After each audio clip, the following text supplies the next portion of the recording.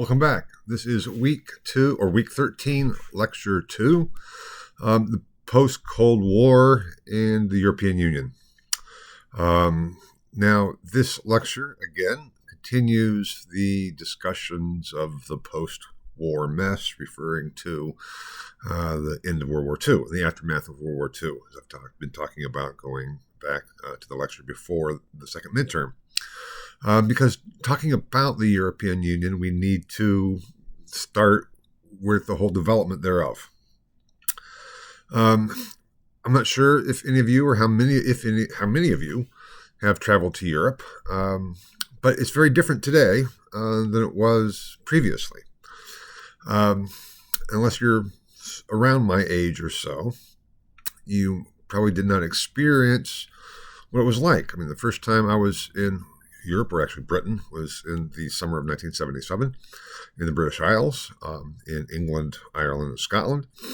And then again in the summer of 1980, our family took a whirlwind tour through Europe, one of these 2-week, issues of when you're here for a couple of days and there for a couple of days, which in some ways is very much like a Western civilization course, because you really don't get the understanding of what it's like, but it was a good taste to expose Americans like myself to Europe, what it was at the time.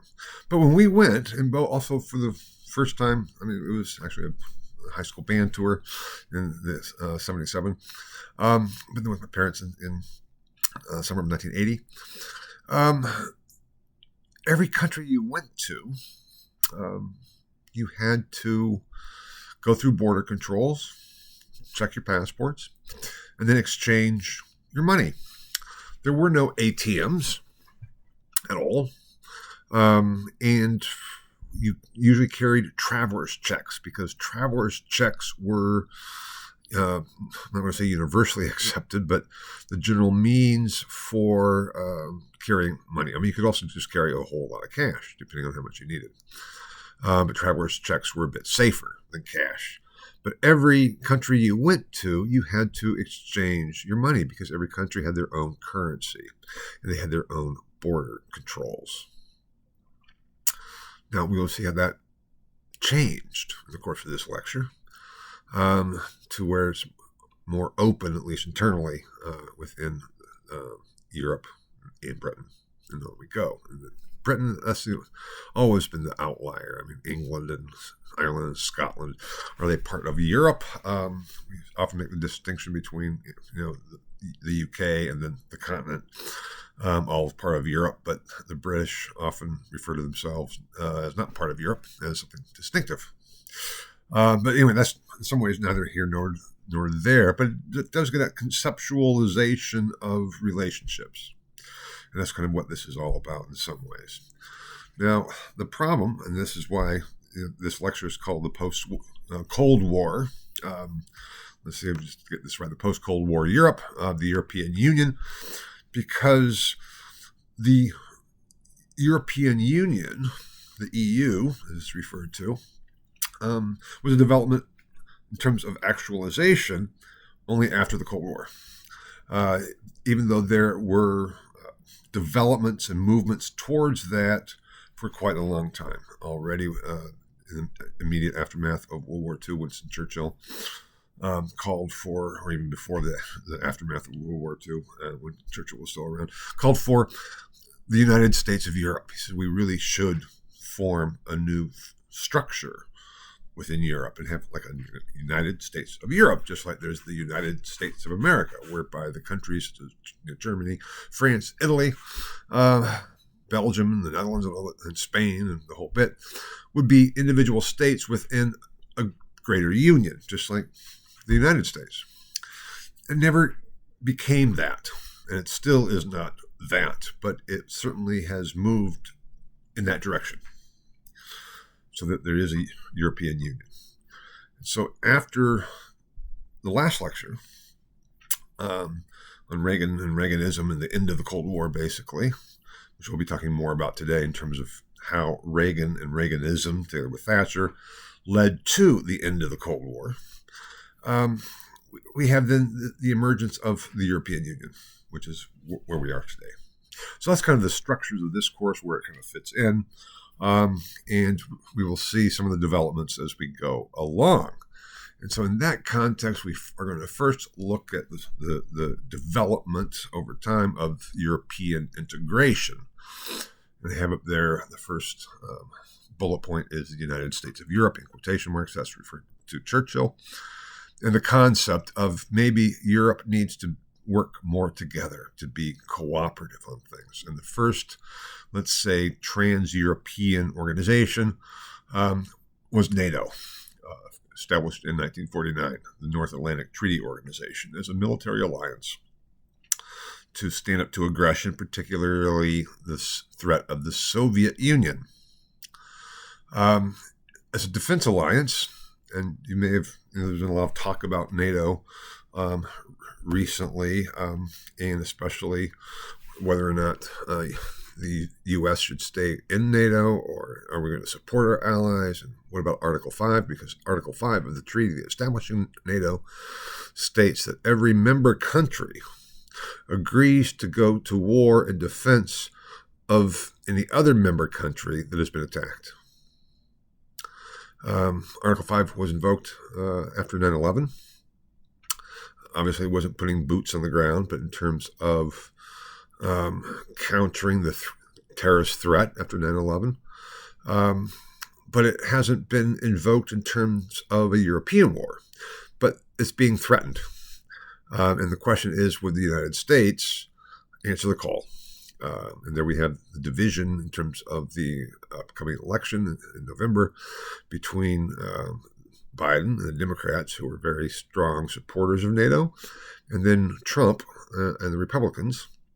And Trump has threatened to pull out of NATO. I'll talk more about that this lecture, and then also the lecture next week. Or at least not to. Trump has explicitly argued that, unless the members of NATO pay their fair share, so to speak, and what they've agreed to, he's not going to come to the defense of the member states.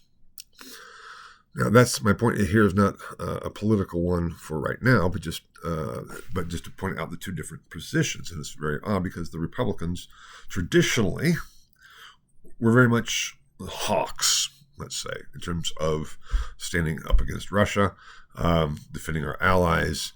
That's the traditional Reagan approach.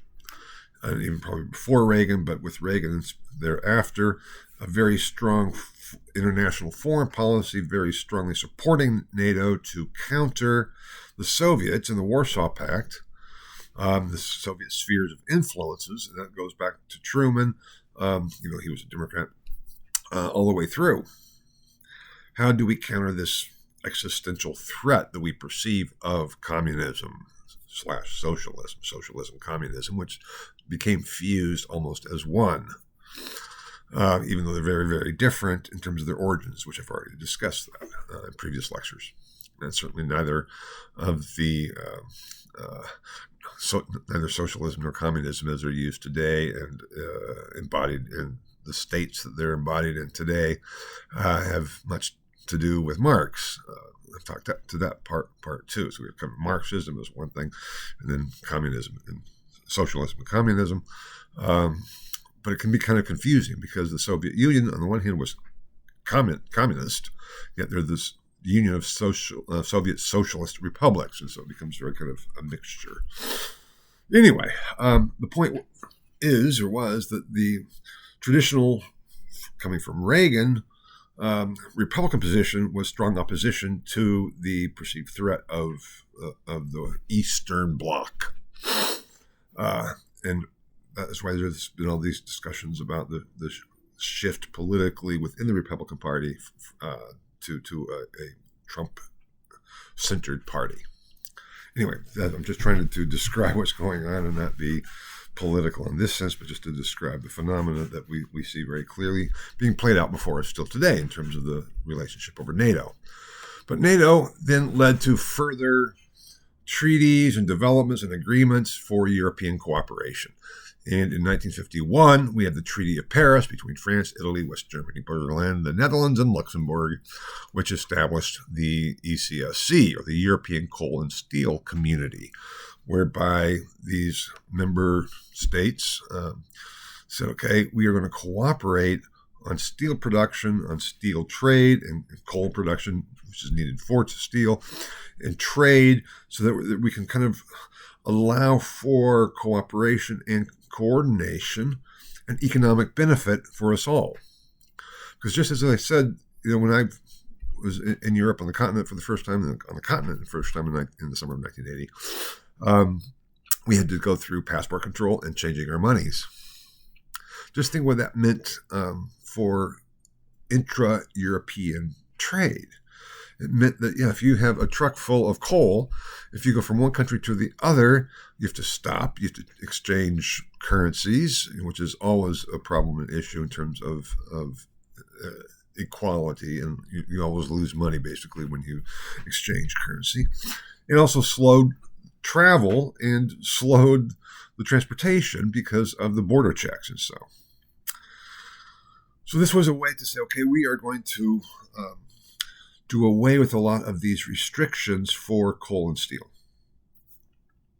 That was the beginning of not the whole process, but the beginning of a cooperation within Europe.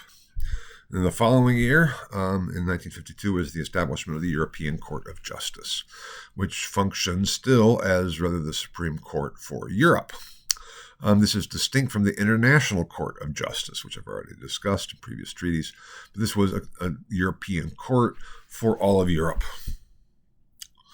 So it's, again, a cooperation. And there began to be discussion of what's the relationship between individual European countries and these common European institutions in terms of sovereignty, in terms of the court, legitimacy and enforcement.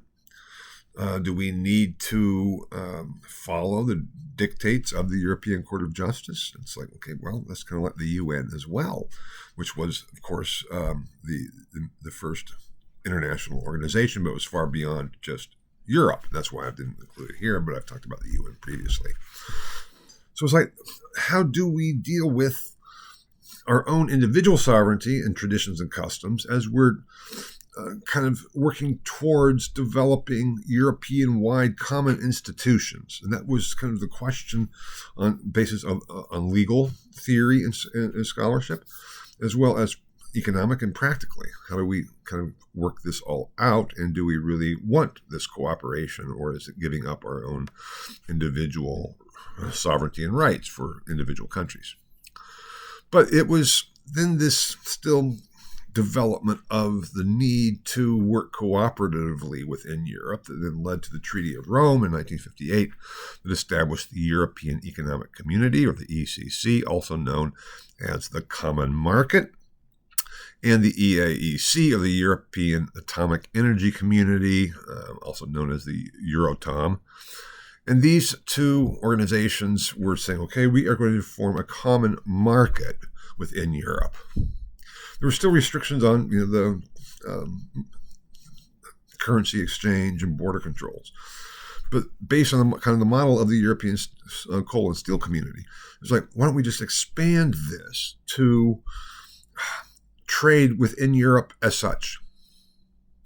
So that's kind of really established the common market to begin to integrate the economies of the individual states.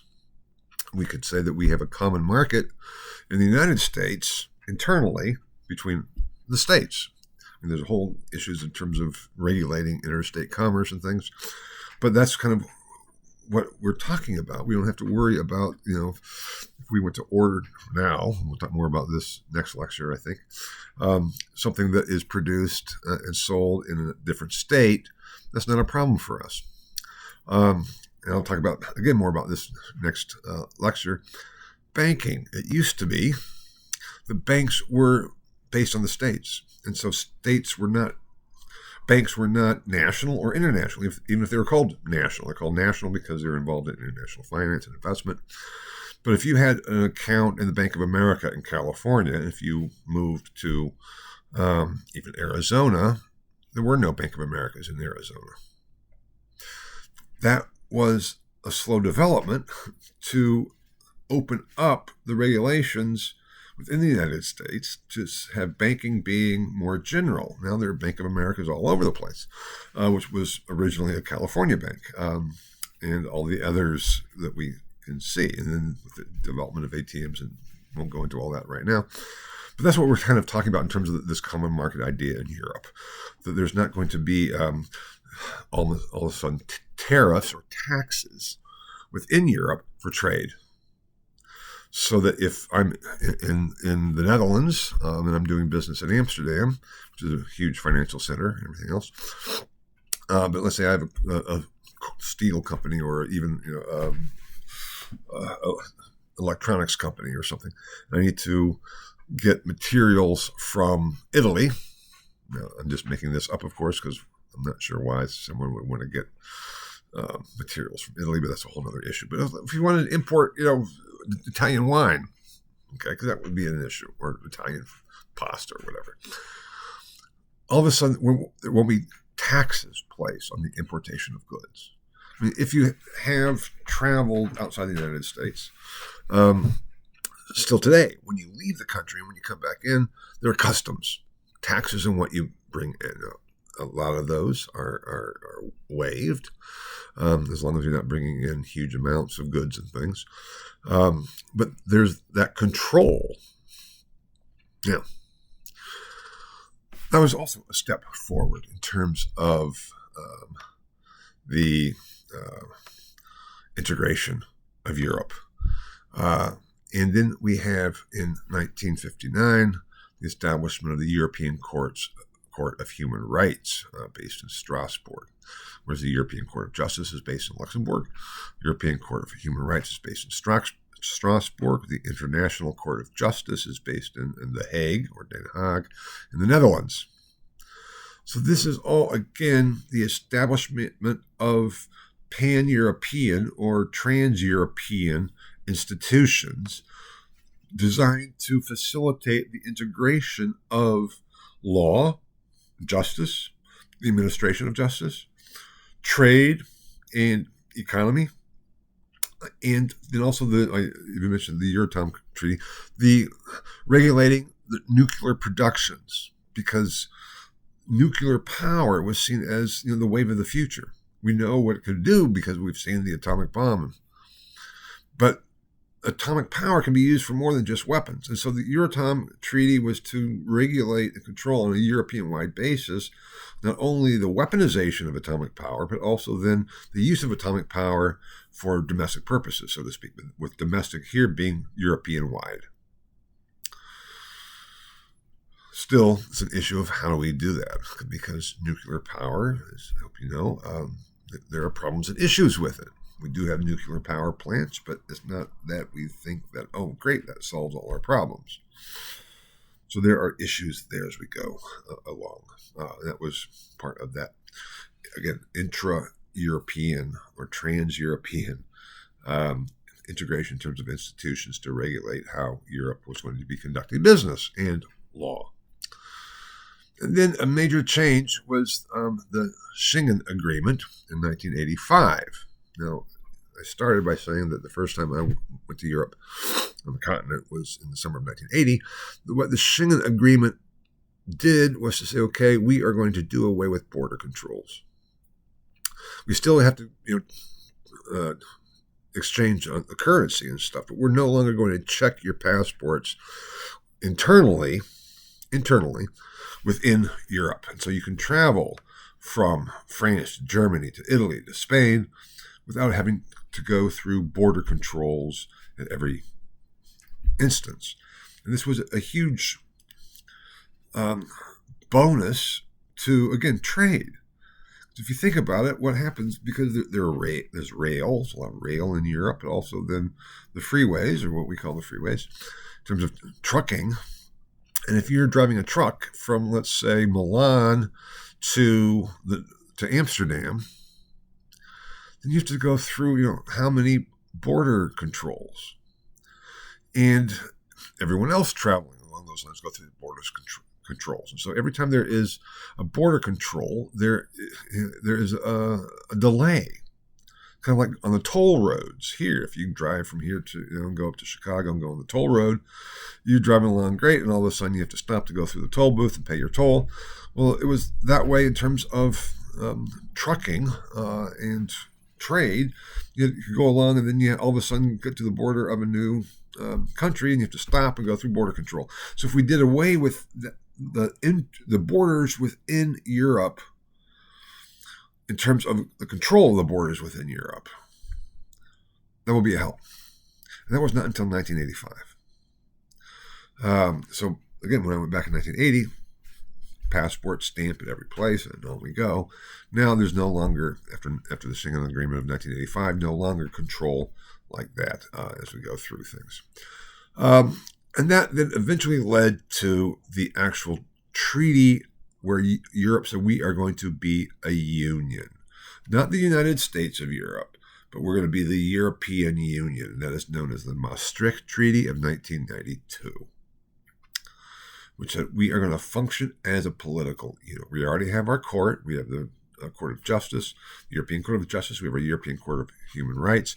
We are going to form a European-wide government. And this too was very controversial and had to be worked out, because how do you go about doing that? Again, the issue of sovereignty, individual sovereignty, was an issue. Does this mean that we can't be in charge of our own affairs?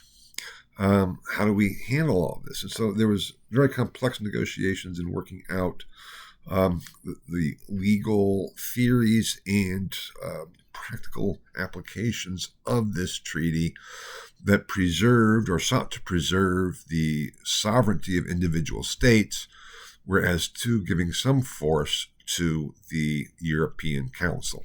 The European Council is the government of Europe, of the European Union, commonly known simply as the EU. So that was a major development. So when we talk about the European Union, that really begins in 1992. That then was furthered even more so in 1999 with the single European currency, namely the euro. The euro right now is the currency for Europe. Most of Europe, Britain opted out of that. Now also Britain withdrew from the European Union with Brexit. I'll be talking more about that later too. The next lecture, not this lecture, but in next week's lectures. But that was an option because, of course, Britain too was a major part of the European Union at the time, and they needed Britain's cooperation to make a common currency law. Again, trade. If you don't have to exchange currency every time you go from one country to another, that would be a big boon. But then, of course, how to get that established and work that out is difficult. But there was this monetary union in 1999 that came after the political union of the Treaty of Maastricht, or the Maastricht Treaty. And that was then, again, another step towards the integration of Europe, the union of Europe, the functioning of Europe as an entity, even with the preservation of the sovereignty of the individual states comprising the European Union. Now, there were tweaks and revisions to the Maastricht Treaty, the Treaty of Amsterdam in 1997, the Treaty of Nice in 2001, the Treaty of Lisbon in 2007, whereby they're always trying to make these legal instruments more effective and more acceptable to the individual member states. So these treaties were all just kind of revisions of Maastricht, but we really talk about the European Union being formed, the Treaty of Maastricht in 1992.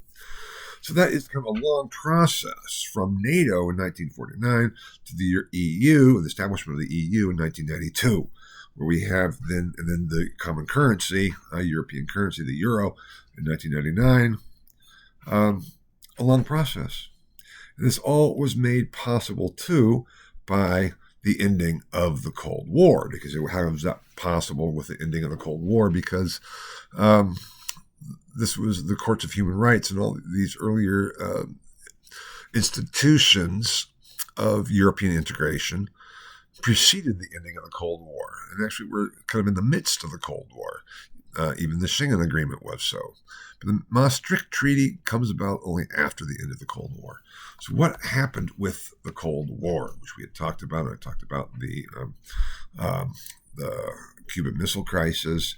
I talked about how the Cold War came almost to the point of nuclear war within the world between Russia and the Soviet Union and the USSA. Gosh, there we go.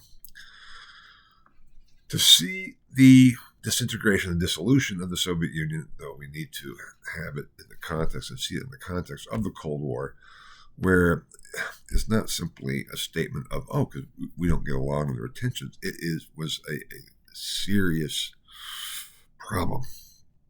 I talked about the détente, which lasted throughout kind of the 70s, stepping back from on Russia's part, even as the basic position of the Soviet Union was to increase and broaden its influence, as we saw then with Grenada and Nicaragua and those issues in terms of the attempted U.S. Response. And with the invasion of Afghanistan, détente was now gone. So again, a new Cold War with Reagan coming up. And I talked about last lecture how Reagan and Thatcher had this very hawkish view standing over against the Soviet Union, the beginnings of the arms race, trying to build up again the U.S. and NATO and its allies to counter the aggressiveness of the Soviet Union.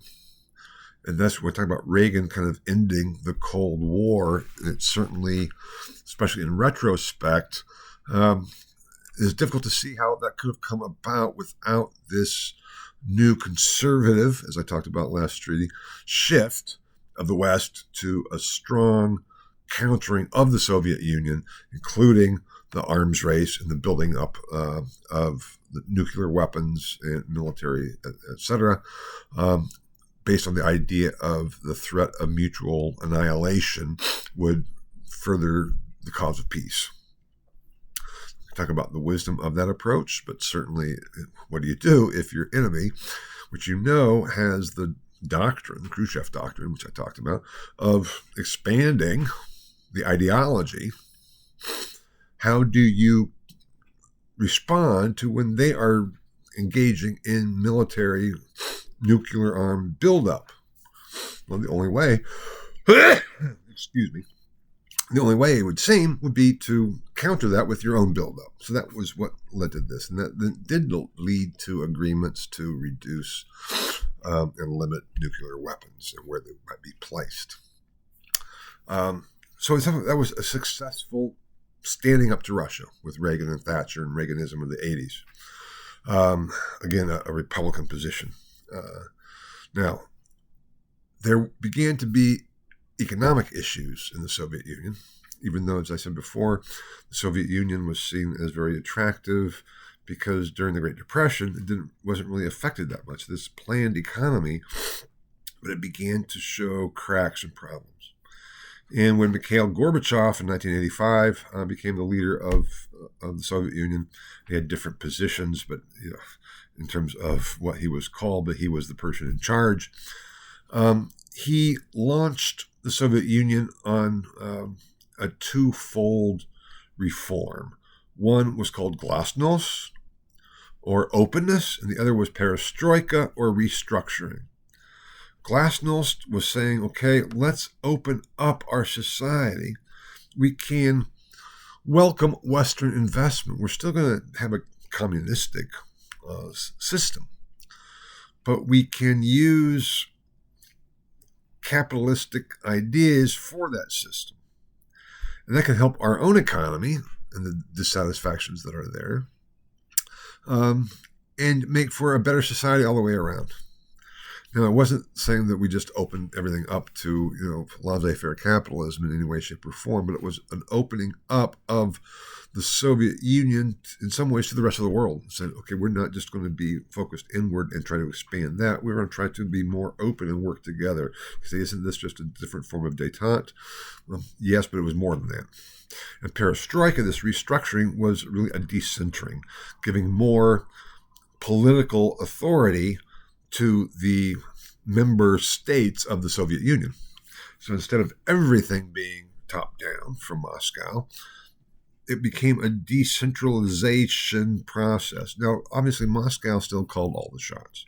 Gorbachev still was in charge in Moscow, and the Politburo in Moscow, the legislature in Moscow for the Soviet Union was still calling all the shots, but there was more than recognition of the legitimacy of this decentralized approach, working towards the common good. Now, that came about and was working fairly well for a couple of years. Gorbachev received the Nobel Peace Prize for his work in terms of trying to repair the relationship with the West. And that's why I say, too, that, Reagan and Thatcher's position was like, oops, that kind of led to Gorbachev saying, okay, we're not going to beat them. Maybe we can work together with them, with glasnost and perestroika. Meanwhile, the Soviet economy was having problems, and the people were having problems. And that leads to then the whole concept of the German reunification. As I mentioned before, as I kind of showed on the map, after World War II, Germany was divided between Eastern Germany and Western Germany, or the Federal Republic of Germany in the west and the German Democratic Republic in the east. And the east was completely under the influence, authority, control of the Soviets. It was one of the satellite states of the Soviet Union. It was not a member of the Soviet Union, but it was certainly working in conjunction with and at the dictates of it. And then within East Germany was Berlin, and Berlin too was split, east and west. So there was this little island of West Berlin that was Western, and then there was Eastern. I talked about the building of the Berlin Wall, because in the West, the U.S.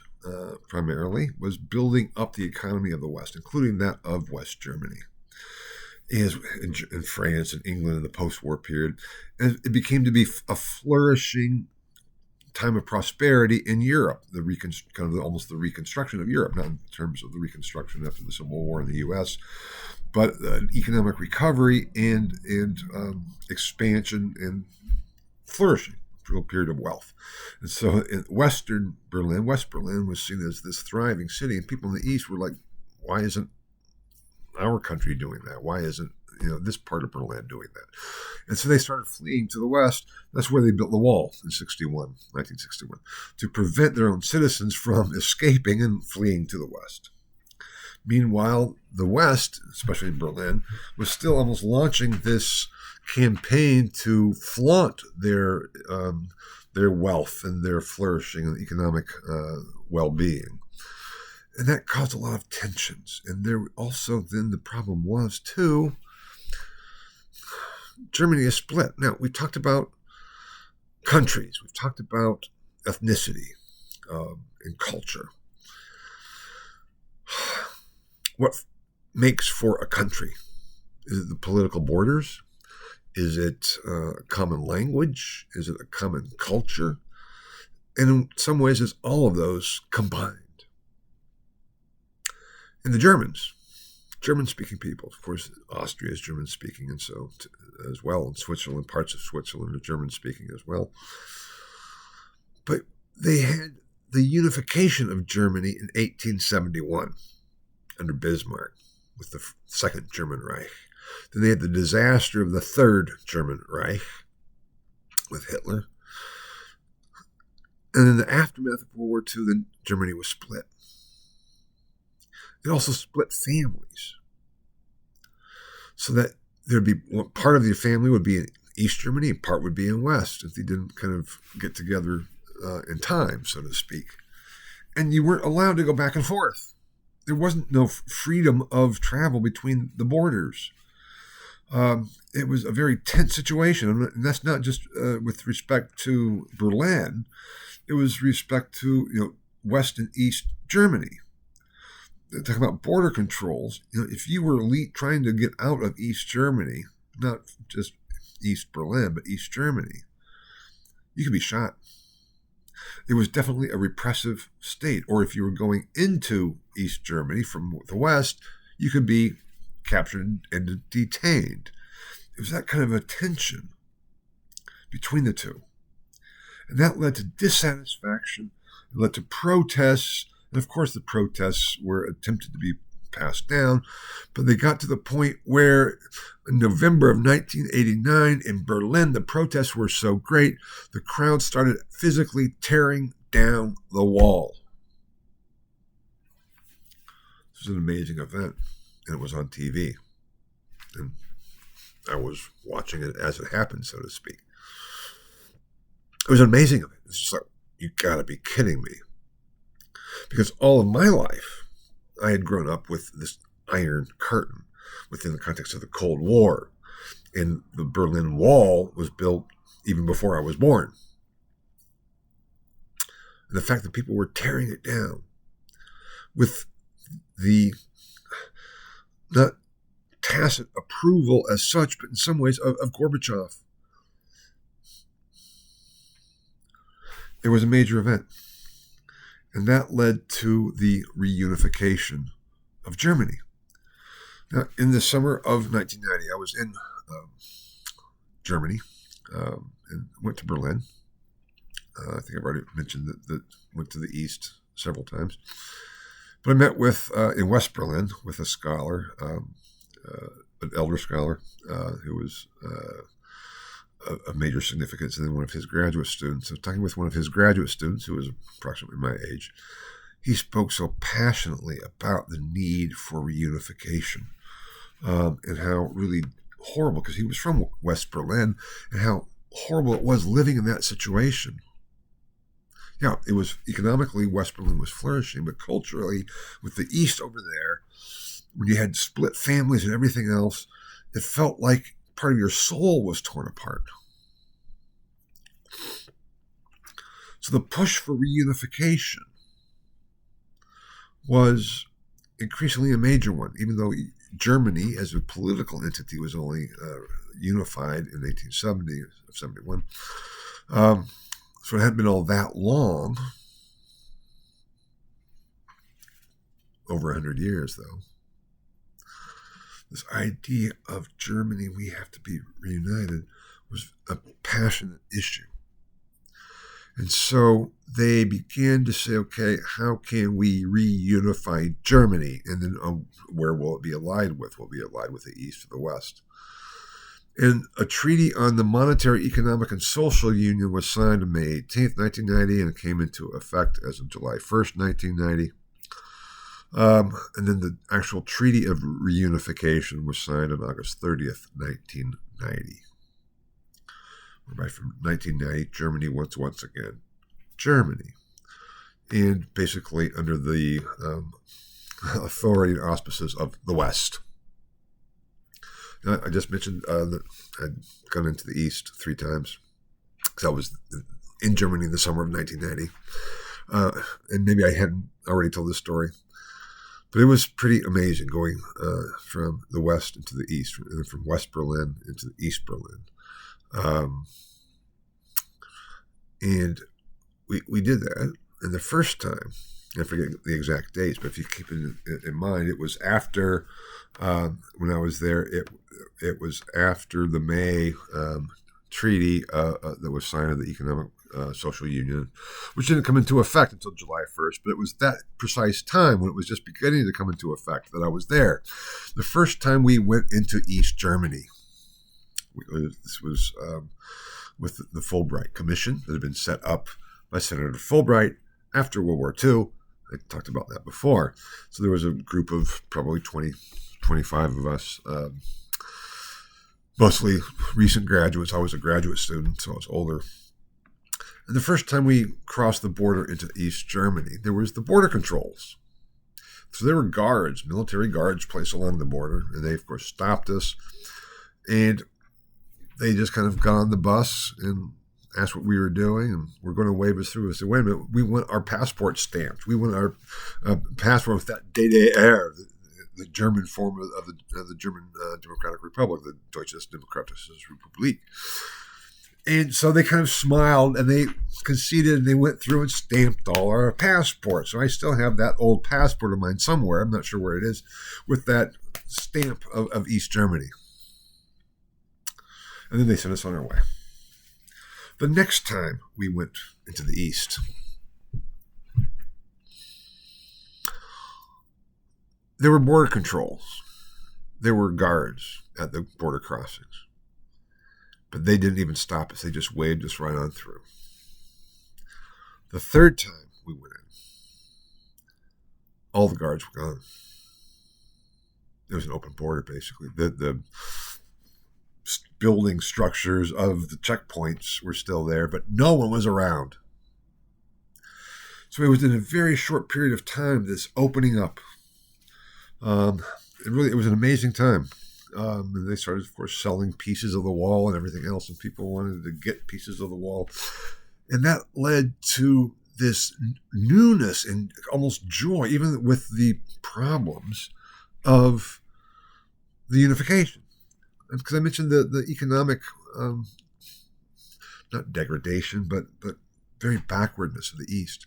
Just as an example, one of the times we went into the East Germany and into East Berlin was to go to the Museum Insel, which is this kind of island in one of the rivers where there's a lot of the great 19th century museums, German museums, with neoclassical buildings, stone, beautiful buildings.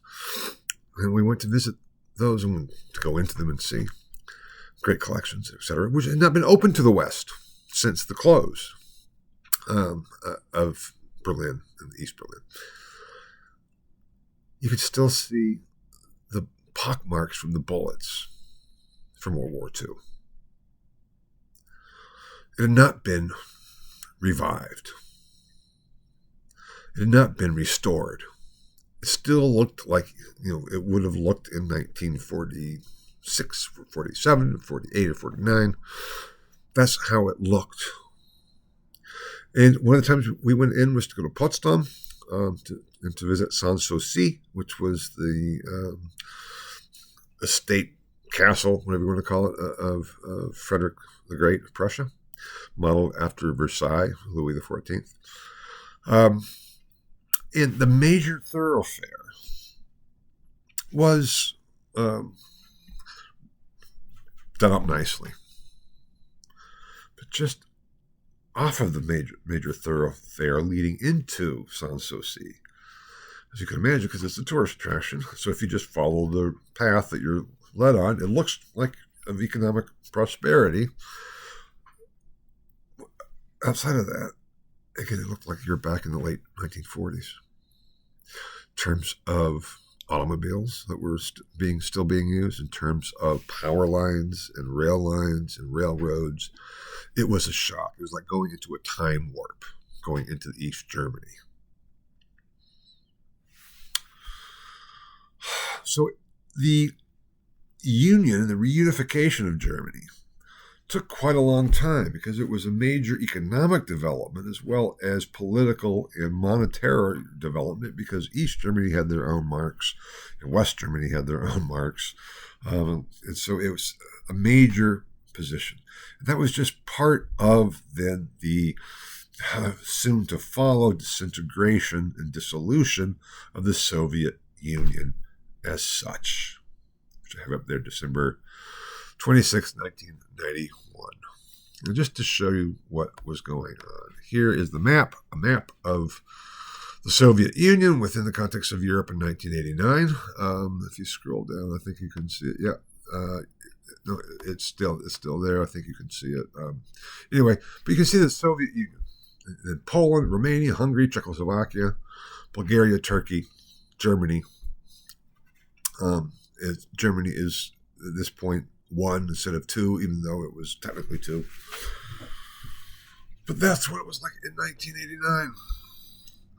And then in the course, after the fall of the Berlin Wall, the fall of that Soviet control, it dissolved and was split up. And here is what happened afterwards. We have the Russian Federation. We have then Estonia, Latvia, Lithuania, Belarus, Ukraine, Poland, Romania, Bulgaria, Georgia, the individual states that had formed the Soviet Union became independent again. And we have new states, Yugoslavia. I mean, there's more developments there too, in terms of the dissolution of Yugoslavia, and Czechoslovakia become the Czech Republic, but also then the freedom of Slovakia. It gets to be kind of a real mess there, but it is a different map. It's almost going back to the map the way it had been before the Soviet Union, before the Russian Revolution and the establishment of the Soviet Revolution, of the Soviet Union. So it's a major change that took place. And that was really marked the end of both the reunification of Germany and then the dissolution of the Soviet Union really marked the end of the Cold War, because with the U.S. and its European allies having won. There had always been these two superpowers since after World War II.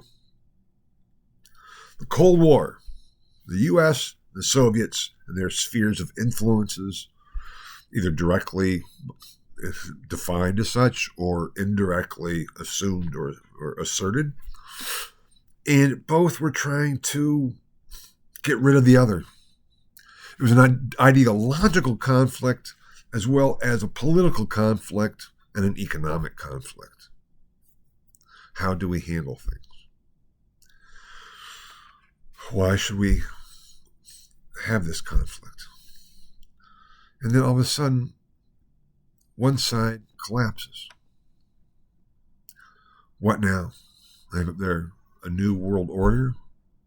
With the end of the Cold War, we do have a new world order, and no one was really sure of what to make of it or how that would really work. And in that context, too, NATO expands. And we have the emergence of the U.S. and then the EU, the victors, let's say, of the Cold War, standing opposed to everyone else in the world. And for a while, there was a sense almost of euphoria. We won the Cold War. In some ways, thanks to Reagan and Reaganism of the 80s, which then opposed the continued expansion of the Soviet influence and the arms race to say, no, we're not going to allow that. And fortunately, did not end in all-out conflict between the West and the Soviets, between NATO and Soviets. But that tension is U.S., but it still is U.S. within context of NATO and the Soviets. We say, isn't that just an ideological conflict? Why does it have to be a military conflict, a political conflict? That's a good question. But both sides felt that the other threatened their very existence. And both developed plans or general strategies or policies to counter the other. From Truman Doctrine of containment to the Reagan Doctrine of rolling back the influence of the Soviets to the Khrushchev Doctrine of actually expanding it, and on we go. And this was on a global scale. As I've already pointed to, in terms of the Middle East, in terms of the Far East, and on we go. And in some ways, we can say that Russia became to be somewhat humiliated because they had lost. And slowly but surely, with the ascent to power in Russia, and here if you go back to the map, you see Russia then becomes one state, whereas we can't really refer to the Soviet Union as Russia. Yes, it was Russia. It was Russia before. We talk about the Russian Empire. We talk about Russia all along. It was the center part of the Warsaw Pact and everything else, but the Soviet Union was larger than Russia. Russia was the core. And with this not to the extent of the humiliation of Germany after World War I, but there was a sense of this is not right. It all fell apart and we need to rebuild. And a former KGB officer before the collapse of the Soviet Union, the Soviet Union was still, was named Vladimir Putin. And he felt that he needed to come to power to reestablish the strength and vibrancy of the Soviet Union, especially of Russia. So we have then Putin's Russia. And once again, a policy over time, even though it was kind of has been in the back of his mind all along, to reassert Russian dominance within a new global context. And one of the things that Putin feared most of all was NATO and NATO's expansion. And here I have a map of the NATO members. You can see up there we have the dark blue, the members of NATO that had become members of NATO, joined NATO before 1991, the breakup of the Soviet Union, and then those who had joined after 1991. And a lot of the new members had been basically under the influence, if not direct control, of the Soviet Union. And when the Soviet Union breaks up, it's like, we want to join NATO. So NATO had, and we want to join the European Union and NATO. NATO had requirements for membership. That's why Ukraine, as you see there, is still not a member of NATO. There's been a lot of talk about it. But most recently, Finland became a member of NATO. And then just this month, Sweden officially became a member of NATO. And, applying for membership is one thing, and then there's a process have to be accepted for membership. And that's what's going on. And so from Putin's perspective, he's feeling threatened. We talk about what's going on in Ukraine. Even before Finland and Sweden joined, you could see NATO expanding, and Putin was like, this really shouldn't happen, so somehow I have to figure out how to stop the expansion of NATO and to re-establish the power and authority of Russia. In 2014, he simply proclaims that the Crimea, which is part of Ukraine, was now part of Russia. The West didn't do all that much. They put some sanctions on him. They sent militarily. It's basically the first Russian invasion of Ukraine, because Crimea, there by the Black Sea, offered a port to the Black Sea.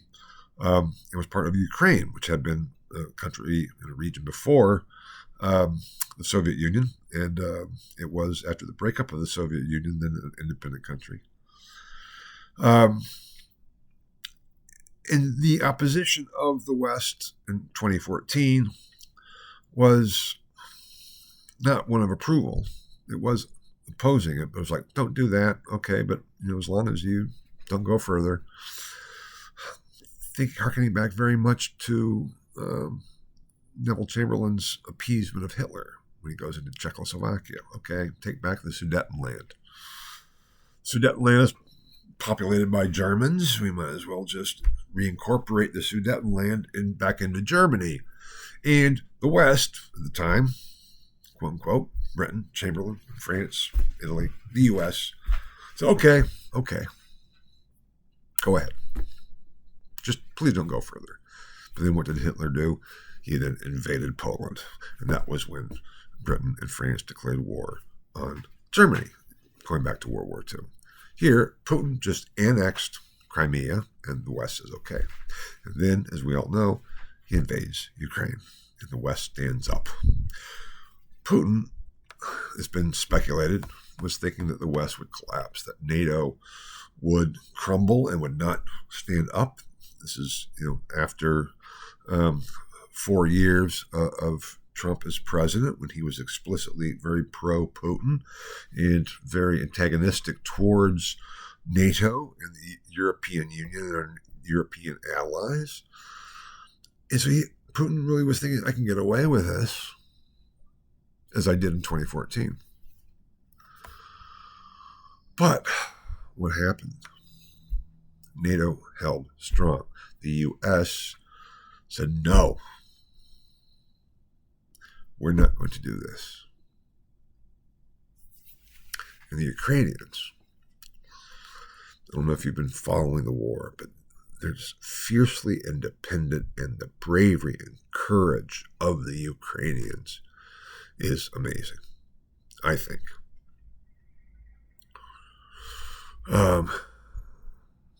It's against all odds, they're standing up to the Soviet attacks. It was thought that it would be over in a week. And when it wasn't, that's when the West, the U.S., and NATO, and the EU really start to mobilize. Is the Cold War over? Or is there a continued military conflict? Are we on the brink of World War III? Are we on the brink of nuclear war once again? With the continued expansion of NATO with Sweden and Finland, or Finland and Sweden, and with Putin's explicit claims to reestablish the Russian Empire, not just of the Soviet Union, but of Peter the Great. That was his speech he gave after when the invasion started the evening. He gave this televised speech. He pointed, he said, his goal, his mission, his vision is to reestablish the Russian Empire of Peter the Great. What do we do? Because it's not just reestablish the Soviet Union. He doesn't want to reestablish the Soviet Union. He wants to reestablish the Russian Empire. It's an ideological conflict. It's a military conflict. And it's playing out within context of global politics. Where will it lead? Can we learn from the past? Maybe not. Even though it seemingly is just repeating itself, but under very different conditions and very new situations. That's what I've said kind of all along. History never, ever repeats itself, even though there are patterns that give the impression that it does. How do we stop Putin's aggression? Why should we? What is in it for us? Those are the questions. Those are the questions. What is it for our allies? And our allies in NATO that border Russia, Finland, Sweden, Estonia, Latvia, who've been former, at least Estonia and Latvia have been former Soviet republics. They're afraid. They're afraid. And with NATO, Article 5 is if any member state is attacked, all member states go to war. All Putin has to do is invade Poland or Estonia. And NATO will be at war. And we will be sending troops. Not just arms, but troops. That's the issues. And we still have China and North Korea as problems. And we still have problems in the Middle East. This global context. It's almost like the Cold War is not just between the U.S. and the Soviet Union. It is between the West and the autocracy, totalitarian, communistic ideology of everyone else. How is this going to play out? And what do we do about it? And I don't have the answers. And I don't know if anyone does. That's the situation we're in.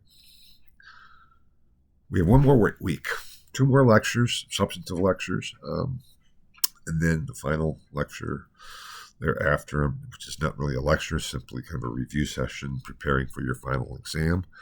So in terms of the lectures relating to the final, next week is it. And we'll go from there. And kind of the next lecture, week 14, lecture 1. No, they both of them are still kind of looking at this period from the post-World War II mess to now the situation that we're in after the Cold War, the end of the Cold War, with this new ideological structure? And are we on the cusp of a new shift in paradigm that we just don't recognize yet? That's what we'll be talking about next week. Thank you so much. Bye-bye.